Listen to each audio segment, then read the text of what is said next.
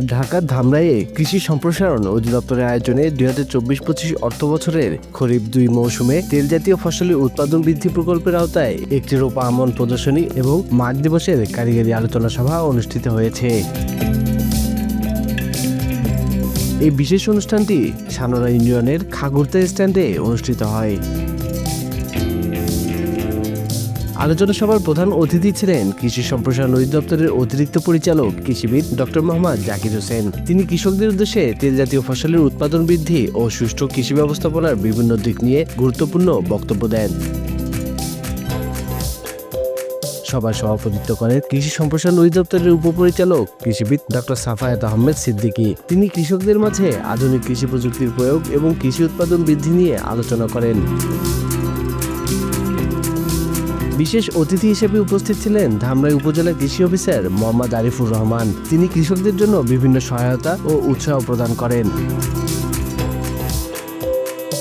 বক্তারা তাদের আলোচনা শেষে কৃষকদের সচেতন করেন যে একাধিক ফসলের চাষ যেমন সরিষা, বোরো এবং রোপা আমন একযোগে একই জমিতে চাষ করা সম্ভব, যা কৃষকদের জন্য বছরে 3 বার উৎপাদন নিশ্চিত করতে পারে। এতে কৃষকের আয় বৃদ্ধি এবং জমির সর্বোচ্চ ব্যবহার নিশ্চিত হবে বলে তারা মন্তব্য করেন। এছাড়াও কৃষকদের উদ্দেশ্যে বেশ কিছু টেকনিক্যাল পরামর্শ দেওয়া হয় যাতে তারা অধিক উৎপাদন এবং ভালো ফলন পেতে পারেন। কৃষি সম্প্রসারণ অধিদপ্তর এই ধরনের উদ্যোগের মাধ্যমে কৃষকদের সাথে সরাসরি যোগাযোগ রেখে তাদের প্রযুক্তিগত উন্নতি সাধন এবং কৃষির আধুনিকরণে সহায়তা করার চেষ্টা করছে। সাধারণত আমাদের কৃষি অফিসার সবসময় মাঠ কেন্দ্রিক করে আরও কাজে মাঠে আরও তৎপরতা বাড়ানো যায়, সেজন্যই অতিরিক্ত পরিচালক হিসাবে আমি আমার অঞ্চলের বিভিন্ন উপজেলা কৃষি অফিসারদের সাথে মত বিনিময় করে এবং তাদেরকে ধামরাই উপজেলা আমার ঢাকা জেলার ভিতরে ধামরাই অগ্রসরমান যে উপজেলা কৃষিতে খুবই অগ্রসর। আমরা মনে করছি যে কৃষিকে এগিয়ে নেওয়ার ক্ষেত্রে আমরা প্রথমেই এখন কিন্তু পদক্ষেপ নিচ্ছি যে কৃষিকে যান্ত্রিকীকরণ।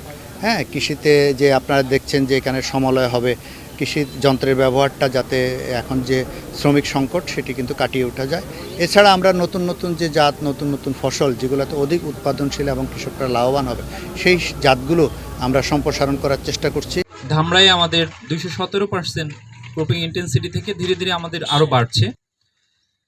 তো আজকের এই যে কৃষাণীবৃন্দ আপনারা যারা উপস্থিত আছেন, আপনারা জানেন যে বর্তমানে আমরা চাচ্ছি আমাদের খাদ্যর স্বয়ংসম্পূর্ণতাকে, দানাদার খাদ্য সহ অন্যান্য খাদ্যে কিভাবে স্বয়ংসম্পূর্ণতা অর্জন করা যায়।